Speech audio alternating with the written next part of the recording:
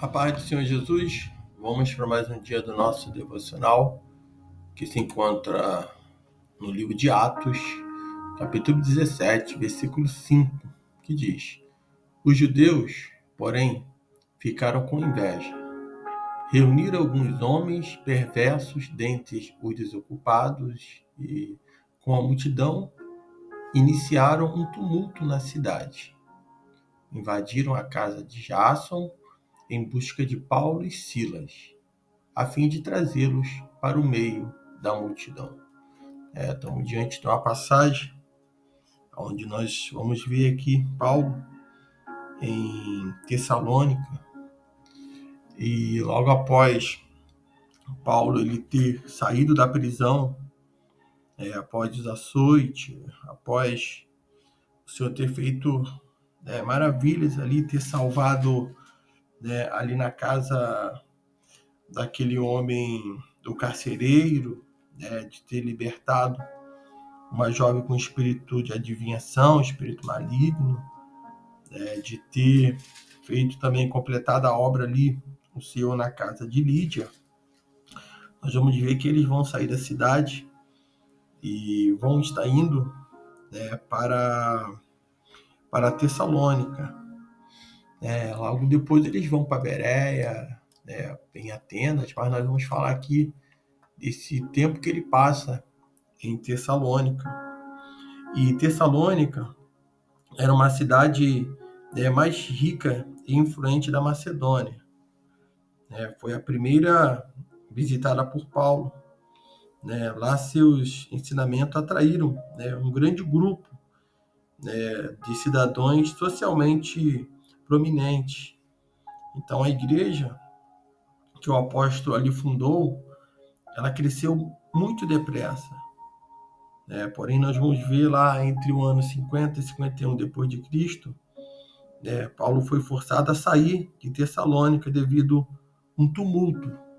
E é esse tumulto que nós vamos falar que aconteceu ali. Então, depois, Paulo ele vai enviar Timóteo de volta a essa cidade para verificar como estavam os cristãos. Então, Paulo ele vai escrever as cartas aos irmãos de Tessalônica, a primeira e segunda Tessalonicenses, encorajando eles a permanecer fiéis, e a recusarem a ouvir os falsos mestres que tentavam ali refutar as suas convicções cristãs. Então, nós vamos ver que Paulo, como a palavra do Senhor ela diz, Paulo, como era de costume, segundo o seu costume, Paulo ele foi à sinagoga por 3 sábados, discutir com eles com base nas Escrituras.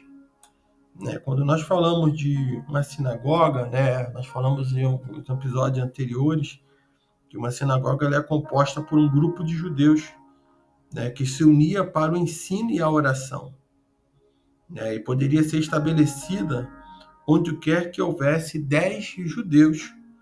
Então, poderia já estar estabelecendo uma sinagoga ali para o momento de oração, de ouvir a palavra. Então, era comum a Paulo ele pregar nas sinagogas. Isso quando os judeus permitiam. É isso que ele vai fazer. E na sinagoga, Paulo ele diz no versículo 3, explicando e provando que o Cristo deveria sofrer e ressuscitar dentre os mortos, ele dizia: este Jesus Cristo que proclamo é o Cristo. E ali eles ouviam a palavra, mas no versículo 4 vai dizer que alguns judeus, versículo 4, alguns dos judeus foram persuadidos e se uniram a Paulo e Silas, bem como muitos gregos tementes a Deus, e não poucas mulheres de alta posição. Então, à medida que o evangelho das boas novas era ensinado, não era só para os pobres, era também para os da alta sociedade, continua sendo. E tanto homens quanto mulheres ali que ouviam, né, que Jesus Cristo, o que estava proclamando ali era Jesus Cristo, aquele que ressuscitou dentre os mortos, né, e que eles deveriam sofrer, né, como perseguições, tudo que vinha, mas importava que eles pregassem o evangelho do Senhor Jesus. Paulo ele ensinava com sabedoria, né? Ele começava sempre o seu discurso, né, comentando sobre algum texto do Antigo Testamento, explicando como o Messias cumpriu a lei e as profecias. Então Paulo ele partia do conhecido para o desconhecido. Paulo ele começava um discurso falando daquilo que eles conheciam na época, daquilo que aqueles que ouvintes eles conheciam, mas depois ele partia para um desconhecido, falando e apontando que o Antigo Testamento ele é todo cristocêntrico, como toda palavra. E essa era uma estratégia, né, para poder alcançar aquelas pessoas. Era uma estratégia para testemunhar sobre Cristo. E essa oportunidade que Paulo tinha, onde ele falava, pessoas ali ouviam, né, e começavam a entender, né, vivendo realmente o quanto o Espírito Santo de Deus usava eles naquela época. E vendo isso, né, o versículo 4 diz que alguns dos judeus eles foram persuadidos e se uniram a Paulo e Silas. E como muitos gregos, temente a Deus, enfim, mulheres da alta posição, e no versículo 5 diz: os judeus, porém, ficaram com inveja e reuniram alguns homens perversos dentre os desocupados e com a multidão iniciaram um tumulto na cidade. Invadiram a casa de Jason em busca de Paulo e Silas, a fim de trazê-los para o meio da multidão. É interessante notarmos que os líderes, né, os judeus, eles não refutavam a teologia de Paulo e Silas, mas eles tinham inveja, né, da popularidade desses pregadores itinerantes, né? E as revoltas que causavam era motivada pelo ciúme que tinha dos apóstolos, não por pureza doutrinária. Então, incomodavam eles ali a forma que ele ministrava. Incomodavam, né, as lideranças, os líderes dos judeus, né, a popularidade, o quanto aquela palavra ministrada por eles alcançava vidas, né? É como uma pessoa religiosa, você está todo dia ali ouvindo a mesma coisa, né, fazendo as mesmas orações, ouvindo as mesmas pessoas, nada muda, fica naquilo e tal. E quando de repente chega alguém, como Paulo, itinerante, vem de fora e vem com as boas novas de salvação, o povo começa a ouvir daquela sinagoga, e vamos botar a sinagoga que antes era vazia, que estava pouca cooperada, passa a ter mais pessoas, porque a palavra que está sendo liberada é uma palavra que realmente vem revelada de Deus, usando os homens. E isso causa problema, como muitas das vezes, né, a gente vê que tem pessoas que já estão desgastadas de ouvir as mesmas coisas, de ouvir, né, muitas das vezes daqueles mergulhos muito raso, daquelas pessoas que estão falando de muita teologia, mais e muito menos realmente de Cristo, do que realmente deve ser pregado na sua simplicidade. E quando chega alguém de fora, né, a gente vê muito nas igrejas isso, quando vem alguém de fora ministrar, a igreja enche. Né? Quando traz alguém de fora, não estou dizendo que isso é errado, não. E quando chega ali, a igreja vai e lota. Nós vamos ver que, e depois nos outros dias, a igreja está vazia. Eu não estou dizendo que querendo buscar, apontar culpado, A, B ou C, não, de maneira nenhuma. Mas estou dizendo que todos nós precisamos ser cheios do Espírito Santo, porque o mesmo Deus que fala através de alguém como Paulo, ele também quer usar Silas, ele também quer usar Timóteo, ele também quer usar eu, ele também quer usar você.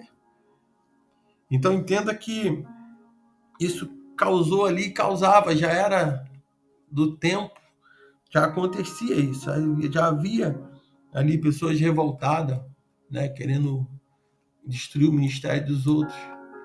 A palavra do Senhor diz no versículo de número 6, que aí, contudo, como não encontraram,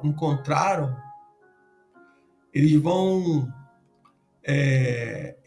entrar ali, ou melhor dizendo, eles vão ficar com inveja e vão reunir alguns homens perversos dentre os desocupados. Irmão, tem muitas pessoas desocupadas que estão sendo usadas por outras pessoas, estão se reunindo com outras pessoas para criar confusão, discórdia. Cuidado, que o desocupado, a mente desocupada, todas as vezes ela pode ser uma oficina para o diabo. A pessoa desocupada que fica batendo em porta para falar mal, para criticar, para apontar, são pessoas usadas por Satanás, são pessoas usadas pelo diabo. Então, fecha a porta daquele que tenta bater na tua casa, certas horas, certos dias, até mesmo no teu descanso, para falar de liderança, para falar de problema de igreja, para ficar falando da vida dos outros. Feche a porta, impeça, não receba. Porque são pessoas desocupadas, que quando você está no teu descanso, vai bater na tua porta para tentar tirar a tua paz ou tentar te contaminar. E essas pessoas desocupadas, elas vão criar o quê? Tumulto. Né? A palavra do Senhor vai dizer que invadiram a casa de Jason em busca de Paulo e Silas, a fim de trazê-lo para o meio da multidão. Nós vamos ver que Jason, né, ele é apresentado como um cristão que acolheu Paulo e Silas na sua casa em Tessalônica. Esse homem ali, vão invadir a casa dele, né, e ele foi levado na presença das autoridades, né, e acusado de abrigar pessoas que estavam indo contra os decretos de César, proclamando outro rei. Né, e esse rei era Jesus. Nós vamos observar que eles não encontram Paulo e Silas e levam Jason. Contudo, eles não vão encontrar, vão arrastar Jason e outros cristãos que, né, até os oficiais da cidade. Eles vão sair gritando pela cidade: esses homens têm alvoroçado o mundo inteiro e chegaram por aqui. Né? É o que muitas das vezes acontece. Né? As pessoas pegam, já a fama começa a rolar, né? Tem homens andando aí pregando a palavra. Tem gente falando aí de outro rei. E eles começam a criar aquele tumulto, alvoroço naquela cidade. E Jason, né, e vai dizendo que Jason tinha recebido esses homens em sua casa. E todos eles, né, estão agindo contra o decreto de César. É isso que eles estavam dizendo. Dizendo que existe outro rei. E esse rei se chama Jesus. Então, ouvindo isso, né, nós vamos ver que ali, né, a multidão, os oficiais da cidade, eles ficaram agitados. Né?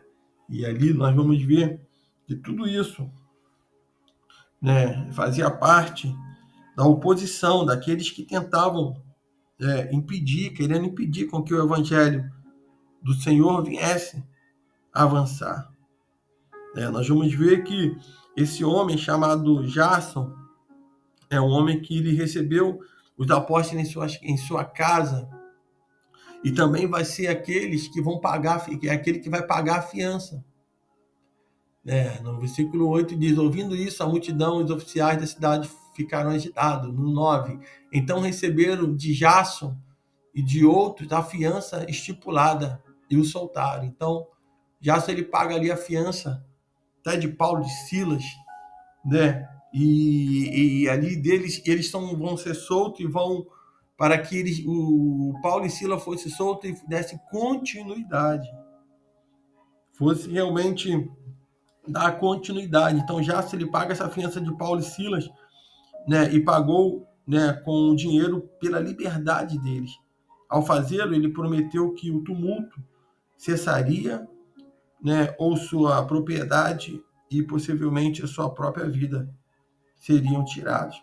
Então nós vamos ver que ali é pago, eles são soltos e dão continuidade. Então entenda, é importante você observar nessa palavra que Deus sempre vai levantar homens como Jason, homens que estão dispostos realmente, né, a entrar, a cooperar com o Evangelho do Senhor Jesus, né, e eles vão dar continuidade. E Jason, ele provavelmente, quando diz lá em Romanos 16, 21, né, Paulo ele menciona Jason como seu parente, né, o companheiro de viagem.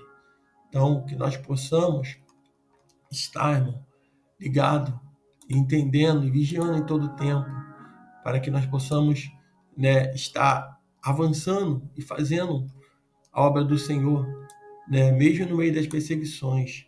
Então, que nesse dia você fique com essa palavra, e da mesma forma que aqueles homens, eles estavam ali, né, tentando mudar, né, tentando criar confusão, tumultos, tem pessoas que vão tentar fazer isso, mas não olhe para isso. Que você seja um Jason, aquele homem, um homem que vai estar disposto a abrigar, a abrir a sua casa, para que ali seja uma extensão do reino do Senhor Jesus.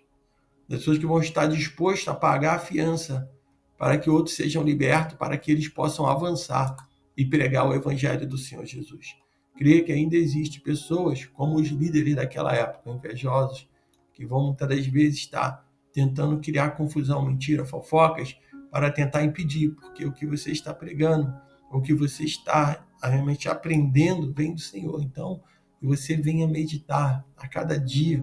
Quando nós paramos para ler sobre a Igreja Apostólica, nós observamos que muitas foram as aflições, mas foi por isso que chegou até nós hoje o Evangelho do Senhor Jesus Cristo, né? Porque esses homens foram tementes a Deus e não olharam e não se acovardaram. Então que nesse dia você também não venha se acovardar, venha pregar o Evangelho em tempo fora de tempo, venha se colocar, né, a cada dia, se lançar e crer que o Senhor Jesus é Ele que nos guarda e nos livra e nos direciona em todo momento. Que Deus te abençoe nesse dia.